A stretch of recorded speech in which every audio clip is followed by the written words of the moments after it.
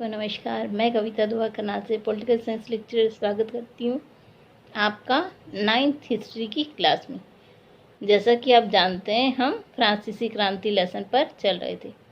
आज हम लेसन का आखिरी भाग बनाने जा रहे हैं। इसमें हम देखेंगे कि जो फ्रांस की क्रांति, उसने पूरे विश्व को क्या देन दी। फ्रांस की क्रांति ने पूरे विश्व को स्वतंत्रता, समानता, बंधुत्व की प्रेरणा दी। फ्रांस को देखने के बाद ही अन्य देश जो गुलाम थे, उन्हें महसूस हुआ कि हम भी अपने देश को स्वतंत्र करा सकते हैं। तो जो फ्रांस की क्रांति की सबसे महत्वपूर्ण देन है, वो है स्वतंत्रता और समानता की भावना का विकास करना। तो चलिए देखते हैं हम अपना टॉपिक। जो लुई 16वां था, उस पर देशद्रोह के आरोप में उसे मौत की सज़ा सुनाई गई। 21 जनवरी 1793 को उसे सार्वजनिक रूप से फांसी दे दी गई। चलिए अब हम जानते हैं आतंक का राज क्या था। सन 1793 से 94 का जो समय था, देखिए लुई 16वां तो जा चुका था, उसके बाद के काल को आतंक का युग कहा जाता था। रोबेस्पियर ने जो नियंत्रण और दंड थे, उसकी सख्त नीति अपनाई। जो भी उसका शत्रु होता था, वो उन सबको गिरफ्तार कर जेल में डाल देता था।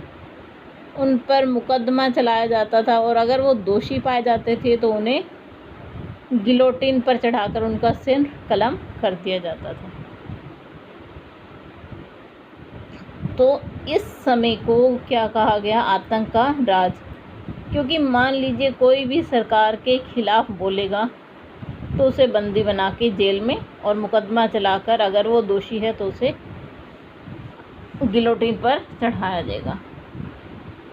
तो जो रोबेस्पियर था, उसने अपने कानूनों को इतनी सख्ती से लागू किया, जो उसके समर्थक थे वो भी त्राही त्राही करने लगे।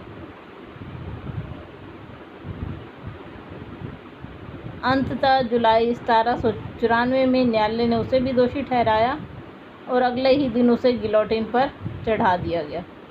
देखिए, जो प्रथा उसने खुद शुरू की थी, उसी से ही उसका खुद का ही अंत हुआ।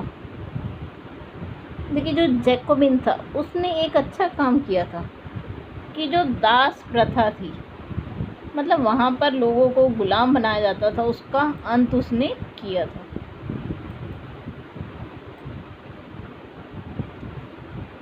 चलिए अब हम जान लेते हैं कि एक नागरिक अधिकार घोषणा पत्र उन लोगों ने बनाया। तो वो क्या था नागरिक अधिकार घोषणा पत्र? देखिए, सबसे पहले कि आदमी स्वतंत्र पैदा होता है। जो ये घोषणा पत्र है वो क्या कहता है? देखिए, आदमी स्वतंत्र पैदा होता है, स्वतंत्र रहते हैं, इसलिए उनके अधिकार भी समान हैं। हर एक राजनीतिक संगठन का लक्ष्य आदमी के नैसर्गिक एवं अहरणीय अधिकारों को सुरक्षित करना है। मतलब जितने भी संगठन बने, जो उनका मेन उद्देश्य हो कि उनके अधिकारों को सुरक्षित रखना। कौन से अधिकार? स्वतंत्रता, संपत्ति, सुरक्षा, शोषण के प्रतिरोध का अधिकार। इनकी सुरक्षा करना राजनीतिक संगठनों का प्रमुख कार्य। तीसरा क्या था? समग्र संप्रभुता का स्रोत राज्य में निहित है। कोई भी समूह या व्यक्ति ऐसा अनाधिकार प्रयोग नहीं करेगा जिससे जनता की सत्ता की स्वीकृति ना मिले। चौथा क्या था?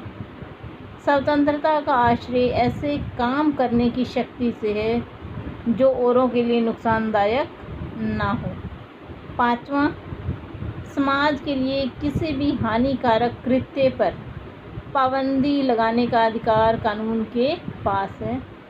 ये था नागरिक पुरुष एवं नागरिक अधिकार का घोषणा पत्र। इसमें ये जो अधिकार दिए गए थे वो केवल पुरुषों को ही दिए गए थे, महिलाओं को कोई अधिकार नहीं दिया गया था। महिलाओं को तो एक छोटा प्राणी समझा जाता था वहाँ। चलिए आगे देखते हैं अब हम इससे। देखिए, क्या आप इस फोटो को पहचान सकते हैं? ये किसका चित्र है? नहीं पहचान पाए? ये है क्रांतिकारी महिला ओलप दे गूंज। देखिए, सबसे पहले जब पुरुषों को अधिकार मिल गए तो महिलाओं के अधिकारों की पैरवी इन्होंने की।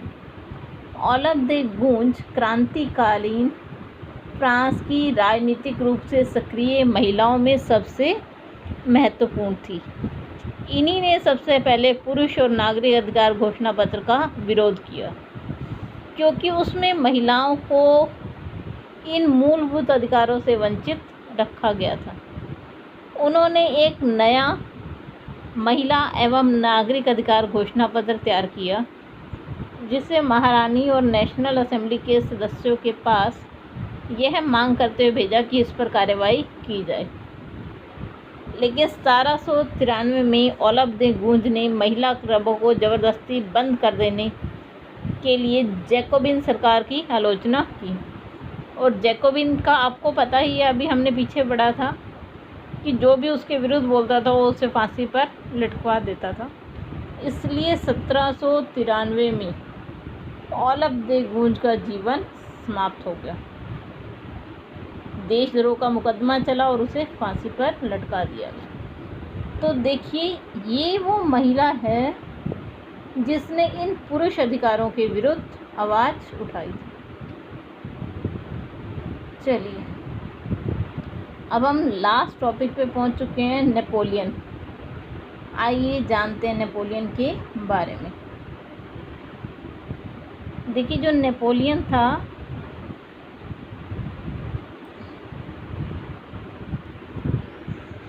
नेपोलियन था उसने 1804 में खुद को फ्रांस का सम्राट घोषित कर दिया था। और जैसे ही वो फ्रांस का सम्राट बना तो उसने जो पुराने राजवंश थे उन्हें हटाकर नए साम्राज्य बनाए, और उनकी जो बागडोर थी वो अपने परिवार के लोगों के हाथों में दे दी। देखिए, नए साम्राज्य बनाए और बागडोर अपने परिवार के हाथों में दे दी। नेपोलियन ने खुद को यूरोप के आधुनिकीकरण का अग्रदूत माना था कि मैं उसमें आधुनिकीकरण ला रहा हूँ। देखिए, उसने कुछ बहुत अच्छे काम भी किए थे। सबसे पहला उसने क्या किया था कि निजी संपत्ति की सुरक्षा का कानून बनाया। जिसके पास प्रॉपर्टी है वो अपनी प्रॉपर्टी रख सकता है। नाप तोल की एक समान प्रणाली चलाई, दशमलव पद्धति पर आधारित। ठीक है जी, आज जिस हम नाप तोल का प्रयोग करते हैं वो नेपोलियन की ही देन है। शुरू में बहुत सारे लोगों को लगता था कि नेपोलियन बहुत अच्छा इंसान है, वो मुक्तिदाता है उनका, और लोगों को उम्मीद थी कि वो जनता को स्वतंत्रता दिलाएगा। लेकिन ऐसा नहीं था। नेपोलियन एक बहुत ही सख्त राजा बना। लेकिन 1815 के वाटरलू में जब वो लड़ाई कर रहा था तो उसमें उसकी हार हो गई, और उसके बाद उसकी मृत्यु भी हुई। तो ये नेपोलियन का फ्रांस में आना, उसके द्वारा किए गए कार्य, कुछ अच्छे कुछ बुरे, उनके बारे में विवरण था। चलिए, उम्मीद करती हूँ लेसन आप सभी को समझ आ गया होगा। काफ़ी आसान लेसन है, कहानियों की फॉर्म में दिया गया है। एक बार फिर भी हम जल्दी से इसका क्विक रिवीजन देखेंगे। देखिए, सबसे पहले इसमें हमें जो दिया हुआ है वो है फ्रांस का जो राजा लुई 16वां, उसके बारे में कि लुई 16वां एक निरंकुश शासक था। उसकी पत्नी एथनोतेल अपने चहेतों पर खर्च करती थी पैसा, जबकि पहले ही पूरा फ्रांस कर्ज के बोझ में दबा हुआ था। उसके बाद भी वहाँ पर 15,000 सेवक काम कर रहे थे राजा रानी की सेवा में। तो इससे कर्ज का बोझ बढ़ता जा रहा था। उस कर्ज के बोझ को कम करने के लिए उन्होंने क्या किया, जनता पर टैक्स बढ़ाए। जिससे लोगों के बीच में हाहाकार मच गया उस बढ़े हुए टैक्स के लिए। तो वहाँ की जो मध्यम वर्ग था वो एकत्रित हुआ और एक क्रांति को जन्म दिया, जिसने कि लुई 16वें को सत्ता से ही हटने पर मजबूर कर दिया। चलिए, यही हमारा लेसन में मेन था। अगर आपको वीडियो पसंद आए तो लाइक ज़रूर कीजिए और चैनल को सब्सक्राइब ज़रूर कीजिए। आप सभी का बहुत बहुत धन्यवाद।